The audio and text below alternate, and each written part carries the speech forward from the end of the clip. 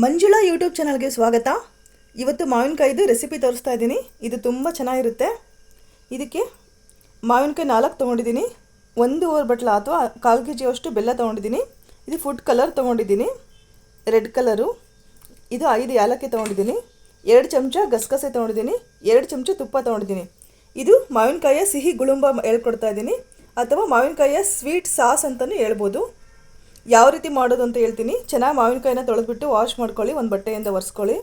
ನೀರಿನ ಅಂಶ ಏನೂ ಇರಬಾರ್ದು ಮೇಲ್ಗಡೆ. ಈ ರೀತಿ ಮೇಲ್ಗಡೆ ತುಂಬೆಲ್ಲ ತಗೊಂಡು ಇದು ಗ್ರೀನ್ ಕಲರ್ ಇರೋದನ್ನು ತೆಗೆದುಬಿಟ್ಟು ಚೆನ್ನಾಗಿ 4 ತುರ್ಕೋಬೇಕು, ಎಳೆಯಾಗಿ ತುರಿಬೇಕು. ಮೊದಲಿಗೆ ನಾನು ಮಾವಿನಕಾಯಿನ ಸಿಪ್ಪೆ ತೆಗಿತೀನಿ, ನೋಡ್ಕೊಳ್ಳಿ. ಇದು ಗ್ರೀನ್ ಕಲರ್ ಇರೋದಿಲ್ಲ, ಚೆನ್ನಾಗಿ ನಾನು ತೆಗೆದಿದ್ದೀನಿ. ಈಗ ಇದನ್ನು ಉದ್ದುದ್ದಕ್ಕೆ ಎಳೆಯಾಗಿ ತುರ್ಕೋಬೇಕು. ಈ ಮಾವಿನಕಾಯಿನ ಈ ರೀತಿ ಚೆನ್ನಾಗಿ ತೆಗಿಬೇಕು, ಮೇಲಿನ ಸಿಪ್ಪೆ ಎಲ್ಲ. ಈಗ ಚೆನ್ನಾಗಿ ತುರ್ಕೋಬೇಕು ಉದ್ದುದ್ದ ಎಳೆಯಾಗಿ. ಮಾವಿನಕಾಯಿನ ಗಟ್ಟಿಯಾಗಿರ್ತಕ್ಕಂಥದ್ದೇ ತಗೊಳ್ಳಿ, ತುಂಬ ರುಚಿ ಚೆನ್ನಾಗಿ ಬರುತ್ತೆ. ಇದು ಹುಳಿ ಇದ್ರೂ ಪರವಾಗಿಲ್ಲ, ಟೇಸ್ಟ್ ಚೆನ್ನಾಗಿರುತ್ತೆ. ಈಗ ಮಾವಿನಕಾಯಿನ ತುರಿದಿದ್ದೀನಿ. ಈ ರೀತಿ ವಾಟೆ ಹತ್ತ ಬರೋವರೆಗೂ ತುರಿಬೇಕು. ಈ ಥರ ಎಳೆಯಾಗಿದ್ದರೆ ಸಾಕು. ಈ ಥರ ಎಳೆಯಾಗಿ ಬರಬೇಕು ಮಾವಿನಕಾಯಿ. ಈಗ ಬೆಲ್ಲ ಕುಟ್ಟಿ ಪುಡಿ ಮಾಡ್ಕೊಳ್ಳೋಣ. ಏಲಕ್ಕಿ ಪೌಡ್ರ್ ಮಾಡ್ಕೊತೀನಿ. ಬೆಲ್ಲ ಈ ರೀತಿ ಜಜ್ಜಿ ಪುಡಿ ಮಾಡಿಟ್ಟಿದ್ದೀನಿ. ಏಲಕ್ಕಿ ಕೂಡ ಪೌಡ್ರ್ ಮಾಡಿದ್ದೀನಿ. ಈಗ ಮಾವಿನಕಾಯಿ ತುರಿದಿರೋದನ್ನು ಒಂದು ಬಾಣಲೆಗೆ ಹಾಕಿ ಬಿಸಿ ಮಾಡೋಣ. ಒಂದು ಬಾಣಲೆ ಇಟ್ಟಿದ್ದೀನಿ. ಈಗ ಮಾವಿನಕಾಯಿ ತುರಿದಿರೋದನ್ನು ಹಾಕ್ತಾಯಿದ್ದೀನಿ. ಇದು ನೀರಿನ ಅಂಶ ಹೋಗೋವರೆಗೂ ಸ್ವಲ್ಪ ಬಾಯ್ಲ್ ಮಾಡಿ.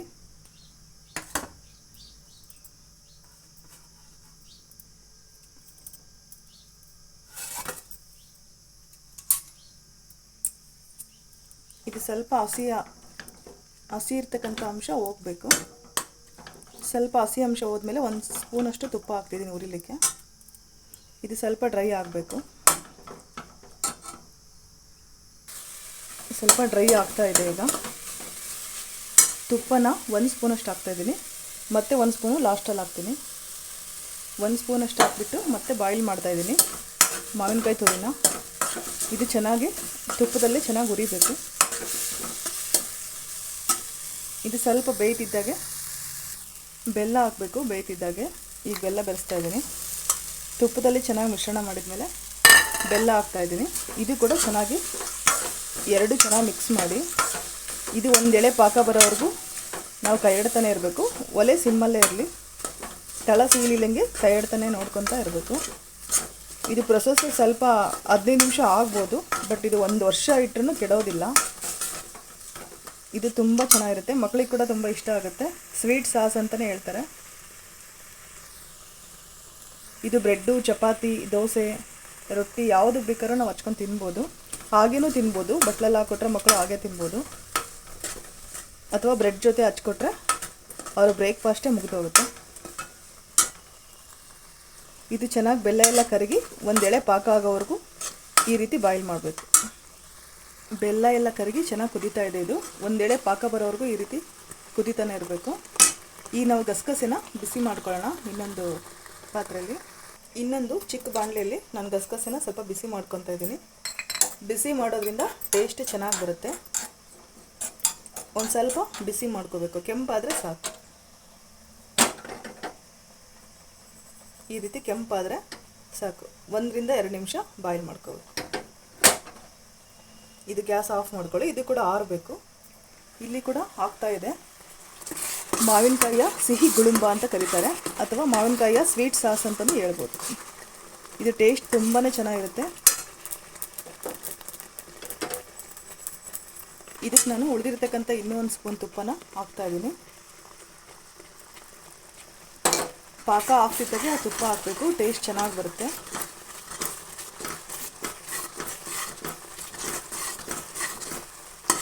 ಈ ರೀತಿ ಚಮಚದಿಂದ ಈ ರೀತಿ ಹಾಕಿದರೆ ಇದು ಎಳೆಯಾಗಿ ಬರಬೇಕಂದ್ರೆ ಪಾಕ ಆಗಿದೆ ಅಂತ ಅರ್ಥ. ಇನ್ನು ಸ್ವಲ್ಪ ಆಗಬೇಕು. ಈಗ ನಾನು ಇದಕ್ಕೆ ಹುರಿದಿರ್ತಕ್ಕಂಥ ಗಸಗಸೆನ, ಇದು ಆರಿದೆ, ಈಗ ಬಿಸಿ ಮಾಡ್ಕೊಂಡಿರೋದು ಆರಿದೆ, ಇದನ್ನು ಕೂಡ ಬೆರೆಸ್ತಾ ಇದ್ದೀನಿ. ಇದು ಗಸಗಸೆ ಹಾಕೋದ್ರಿಂದ ಟೇಸ್ಟ್ ಚೆನ್ನಾಗಿರುತ್ತೆ.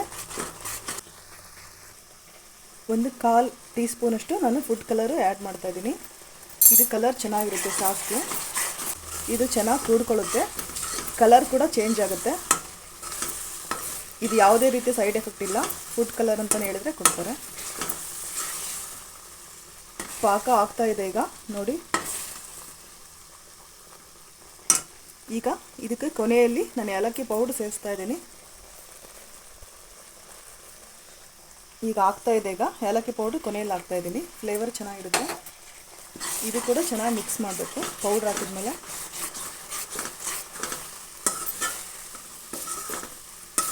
ಮಾವಿನಕಾಯಿಯ ಸ್ವೀಟ್ ಸಾಸ್ ರೆಡಿ ಆಗ್ತಾ ಇದೆ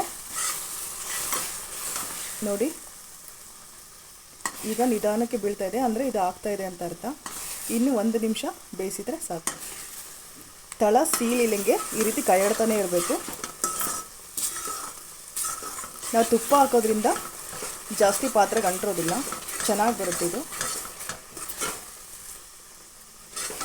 ರೆಡಿ ಆಯ್ತು. ಈಗ ಸಿಹಿ ಗುಳುಂಬ ಅಂತಲೇ ಕರೀತಾರೆ. ಮಾವಿನಕಾಯಿಯ ಸಿಹಿ ಗುಳುಂಬ ಅಂದರೆ ಹಳ್ಳಿ ಕಡೆ ಎಲ್ಲ ತುಂಬಾ ಫೇಮಸ್ಸು. ಅಜ್ಜಿ ಮನೆಯಲ್ಲೆಲ್ಲ ಹೋದರೆ ಇದೆಲ್ಲ ಸಿಗುತ್ತೆ. ಸಿಟಿಯಲ್ಲಿ ನಾವು ದುಬಾರಿ ವೆಚ್ಚದಲ್ಲಿ ನಾವು ಸಾಸ್ ತರೋದಕ್ಕಿಂತ ಈ ರೀತಿ ಮನೆಯಲ್ಲೇ ಹೋಮ್ ಮೇಡಾಗಿ ಮನೆಯಲ್ಲೇ ಮಾಡ್ಕೊಳ್ಳಿ. ತುಂಬ ಚೆನ್ನಾಗಿರುತ್ತೆ, ಆರೋಗ್ಯನೂ ಚೆನ್ನಾಗಿರುತ್ತೆ ಮತ್ತು ತಿನ್ನಲಿಕ್ಕೂ ಕೂಡ ರುಚಿಯಾಗಿರುತ್ತೆ. ಈಗ ಸ್ವೀಟ್ ಸಾಸ್ ರೆಡಿ ಆಯಿತು, ಸರ್ವ್ ಮಾಡೋಣ. ಮಾವಿನಕಾಯಿಯ ಸಿಹಿ ಗುಳುಂಬ ರೆಡಿ ಆಯಿತು. ಇದು ಸ್ವಲ್ಪ ಆರಬೇಕು. ಬಿಸಿ ಆರಿದ ಮೇಲೆ ತಣ್ಣಗಾದ್ಮೇಲೆ ಒಂದು ಗಾಜಿನ ಬಾಟ್ಲಲ್ಲಿ ಹಾಕಿ ನಾವು ವರ್ಷಾನುಗಟ್ಟಲೆ ಕೂಡ ಸ್ಟೋರ್ ಮಾಡ್ಬೋದು. ಇದು ಏನು ಕೆಡೋದಿಲ್ಲ, ಯಾಕಂದರೆ ಇದಕ್ಕೆ ನೀರು ನಾವು ಟಚ್ ಮಾಡಿಲ್ಲ. ಈಗ ಇದನ್ನು ಒಂದು ಬಟ್ಟೆದಲ್ಲಿ ಹಾಕ್ಕೊಂಡು ಸರ್ವ್ ಮಾಡ್ತೀನಿ. ತುಂಬ ಚೆನ್ನಾಗಿರುತ್ತೆ ಇದು ಸಾಸು. ನೀವು ಒಂದ್ಸರಿ ಮಾಡ್ಕೊಳ್ಳಿ. ನನ್ನ ಚಾನಲ್ನ ಸಬ್ಸ್ಕ್ರೈಬ್ ಮಾಡ್ಕೊಳ್ಳಿ. ಇದೇ ಥರ ಹೊಸ ಹೊಸ ರೆಸಿಪಿಯೊಂದಿಗೆ ಮತ್ತೆ ಬರ್ತೀನಿ. ಈಗ ಸರ್ವ್ ಮಾಡೋಣ ಬನ್ನಿ. ಇದು 4 ಮಾವಿನಕಾಯಲ್ಲಿ ಇಷ್ಟು ನನಗೆ ಒಂದು ಬಟ್ಲೆ ತುಂಬ ಸಾಸ್ ರೆಡಿ ಆಯಿತು. ಇದು ನಾನು ಗಾಜಿನ ಬಾಟ್ಲಲ್ಲಿ ಶೇಖರಿಸಿ ಇಟ್ಕೊತೀನಿ. ನೀವು ಕೂಡ ಇದೇ ಥರ ಮಾಡ್ಕೊಳ್ಳಿ. ನೋಡಿ ಎಷ್ಟು ಚೆನ್ನಾಗಿದೆ ಅಂತ. ನನ್ನ ಚಾನಲ್ನ ಸಬ್ಸ್ಕ್ರೈಬ್ ಮಾಡ್ಕೊಳ್ಳಿ. ಇದೇ ಥರ ಹೊಸ ಹೊಸ ರೆಸಿಪಿಯೊಂದಿಗೆ ಮತ್ತೆ ಬರ್ತೀನಿ. ಈ ವಿಡಿಯೋ ಇಷ್ಟ ಆಯಿತು ಅಂದರೆ ಲೈಕ್ ಮಾಡಿ, ಶೇರ್ ಮಾಡಿ, ಕಮೆಂಟ್ ಮಾಡಿ. ಮತ್ತು ಈ ಮಾವಿನಕಾಯಿನ ನಾನು ಖಾರ ಸಾಸ್ ಜೊತೆ ಮತ್ತೆ ಬರ್ತೀನಿ. ಈ ವಿಡಿಯೋ ನಿಮ್ಗೆ ಇಷ್ಟ ಆಯಿತು ಅಂದರೆ ಲೈಕ್ ಮಾಡಿ. ಈ ವಿಡಿಯೋ ನೋಡಿರ್ತಕ್ಕಂಥ ಎಲ್ರಿಗೂ ಧನ್ಯವಾದಗಳು.